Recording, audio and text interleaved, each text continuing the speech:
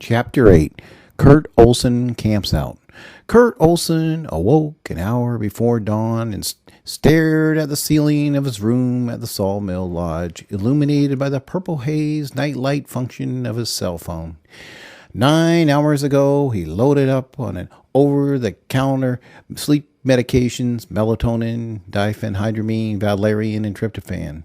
He needed the sleep aids to counter the sleep delay wonder drugs he had ingested earlier. Now, as he lay in cozy twilight, Kurt Olson felt warmth flowing from his chest and heating his entire body. Kurt Olson knew his morning comfort stemmed from getting over on Mr. Patel. Had the local constabulary solved the missing moped case, they would have awakened Kurt Olson by now. But they had not solved the case, and the moped, once owned by Mr. Patel, now rested in the trunk of Kurt Olson's Nugo. Kurt Olson sat up and stretched his arms over his head. He stumbled into the bathroom and emptied his 9-hour bladder. He shuffled over to the room's only window and stared out from the end of the curtain. 4 a.m. and all was dark and peaceful. Kurt Olson removed a warm Coke from the compact refrigerator. He started to twist off the plastic lid, but then placed the warm Coke back in the fridge and grabbed a warm Dr. Pepper. He grasped the twist cap in his left hand and the bottle in his right hand, but then changed his mind. He placed the warm Dr. Pepper back into the refrigerator and grabbed a warm Mountain Dew. Kurt Olson checked the temp dial inside the fridge. It was set on high and the contents were roughly room temperature. He made a mental note to dispose of the bologna and cheese when he left for the day. Kurt Olson used his blow dryer to disperse the dead roaches that littered the bathtub. He directed the forced air toward the drain as he used the cold water from the tub's faucet to complete the cycle. He did not immediately realize his mistake of disposing more roaches than the pipe could divert, and it was not until he started showering that he realized he had a drainage problem. It was not just the poison insects that blocked the drain and regurgitated the contents back into the ankle-deep tub. There was a moldy substance that smelled funny. When Kurt Olson tried to improvise a solution with a bent coat hanger, he removed large wads of mostly human hair that reflected a catalog of genetic diversity. Kurt Olson rinsed the anti-dandruff shampoo from his scalp and washed the body wash from his underarms and truncated his shower. He filed another mental note to pick up drain cleaner whenever he returned home from assassinating Eva Marie Taffy. He used a sour towel to remove the residue from his feet and ankles.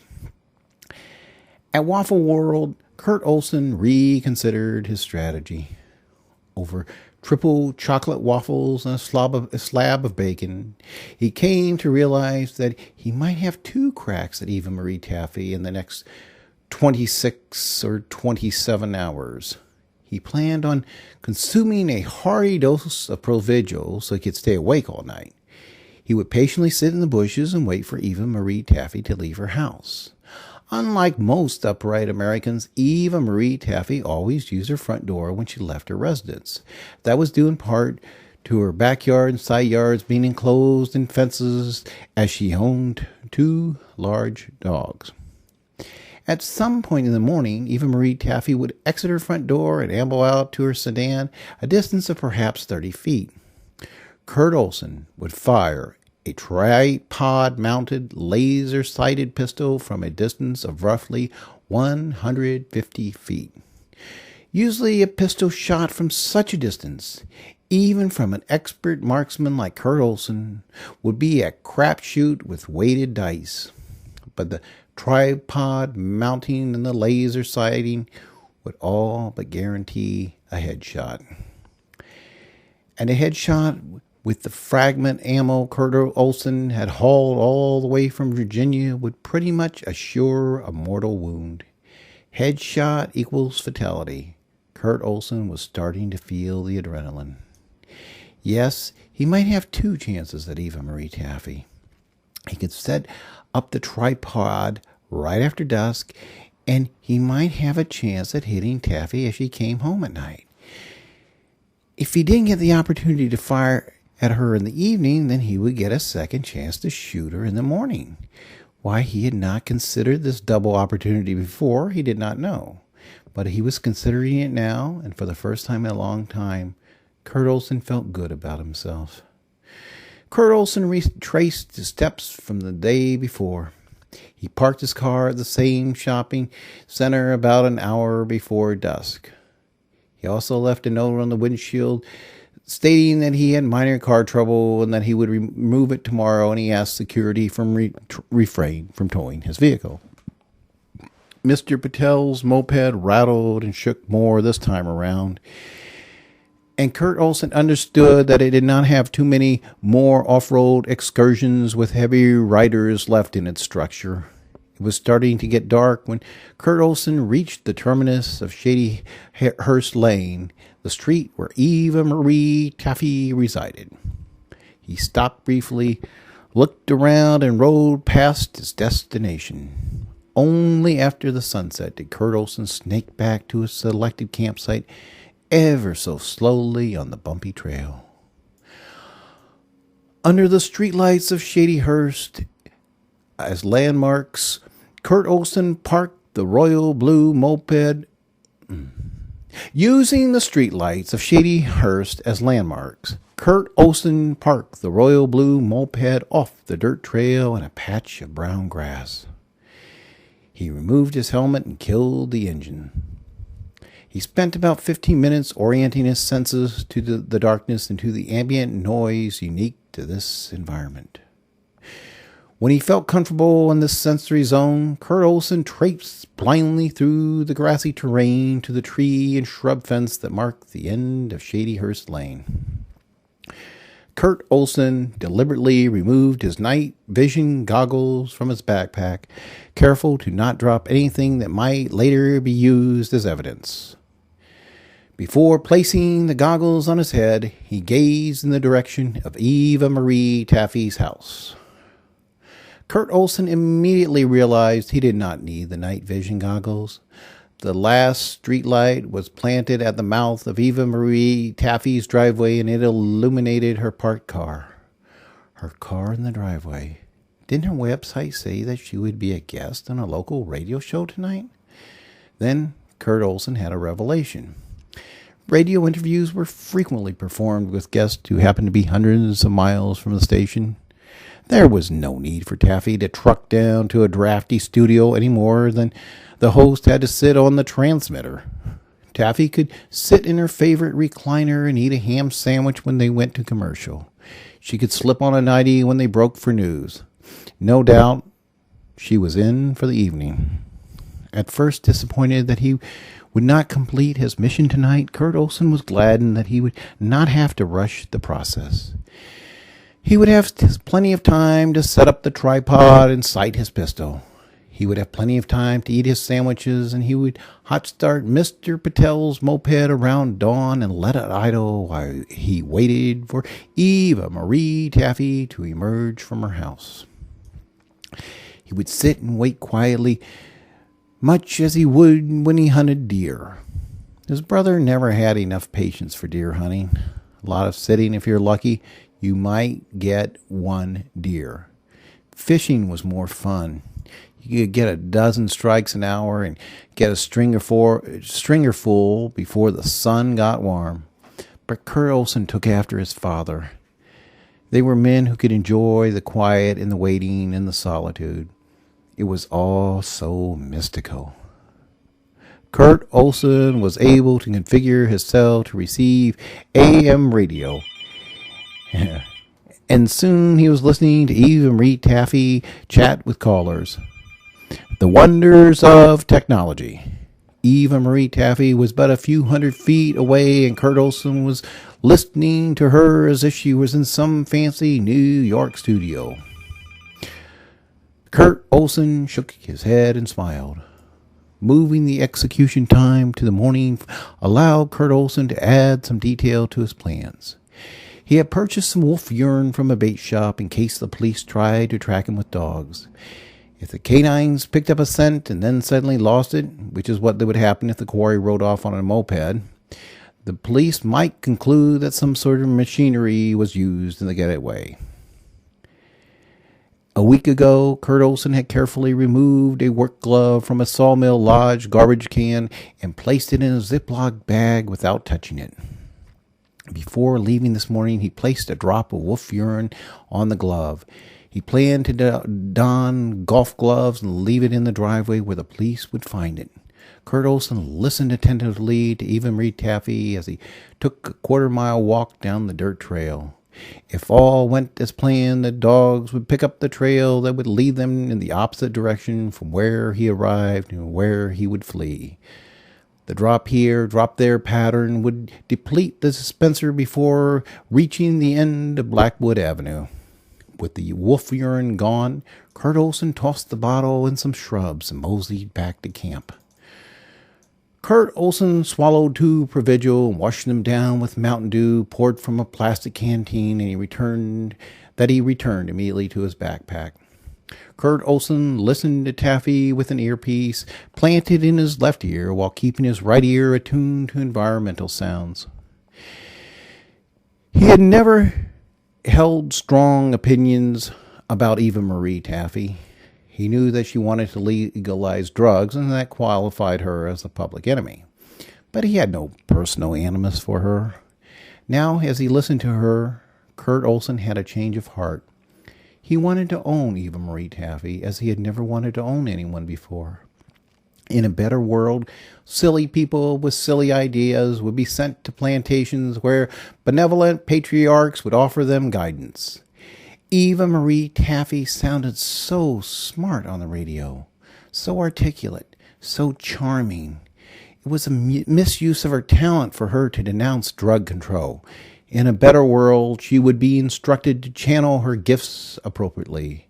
In a better world, Kurt Olson would own Eva Marie Taffy. Back at his camp, Kurt Olson removed his night vision goggles from his backpack and seated himself against the trunk of a stout maple tree. A caller was getting testy with Eva Marie Taffy as Kurt Olson scanned the street hoping to find a raccoon or possum. Kurt Olson toyed with his goggles for about 15 minutes when he suddenly observed suspicious activity. A car tuned into Shadyhurst and crept slowly towards Eva Marie Taffy's house. It stopped and the passenger door opened. Someone exited the car and closed the door in an unusually quiet manner. The car then slipped into a driveway and turned around. It turned right off of Shadyhurst in a manner Kurt Olson deemed sneaky. Kurt Olson focused his attention on the stealthy man in black coveralls and black sock hat who silently walked towards him. As the skulker approached Eva Marie Taffy's property, which was directly between the observer and the observed, he stepped into the beam of the second-to-last street light on the opposite side of the street. It was enough of a glimpse for Kurt Olson to register recognition. He knew that face, but from where? Kurt Olson removed his earpiece and slowly and stealthily rolled into some underbrush. With his goggles, he would track the lurker and not be noticed. At the base of the driveway, the mysterious figure stopped and performed a 360-degree scan of the horizon. Kurt Olson was now able to place him. He was one of the village people. He was the construction guy who had always worn clean construction clothes. Now he wore black coveralls and a black sock hat, and he carried a small package. With a polished move, the village person placed himself under Eva Marie Taffy's car. Kurt Olson knew exactly what was taking place. He was planting a bomb. Kurt Olson studied him intently. If Tony Taffy's security system could detect a GPS device the size of a quarter, it would detect a small bomb, wouldn't it? Kurt Olson was unsure about the intricacies of Tony Taffy's security system. It had foiled him twice, once by detecting radio waves and once by detecting the opening of his trunk. But would it detect a bomb placed in the undercarriage? For that matter, did Tony Taffy share his security system with his mother? The village person worked fast, and Kurt Olson observed him sitting in the driveway pressing a button on a cell. The lurker stealthily rose to his feet and proceeded to walk back down Shadyhurst Lane. In seconds, a car's lights appeared and the high beams floated towards the village person. Kurt Olson converted his cell to telescope mode, and with the aid of his night vision goggles, he was able to positively identify the same Civic he had seen the village people ride in at the old Havana Convention Center. Kurt Olson tried to make sense of what he had seen. He had heard pundits say that organized crime was opposed to drug legalization because it would dry up their revenue stream. But he never put any stock in that propaganda. Now, he just witnessed a bandito place something under Eva Marie Taffy's car. Maybe there was something to that theory. Then, Kurt Olson was struck by a bolt of insight. This is too good to be true. Might someone else get rid of Taffy? If so, mission accomplished. Game, set, match. It was too good to be true. Too good to be...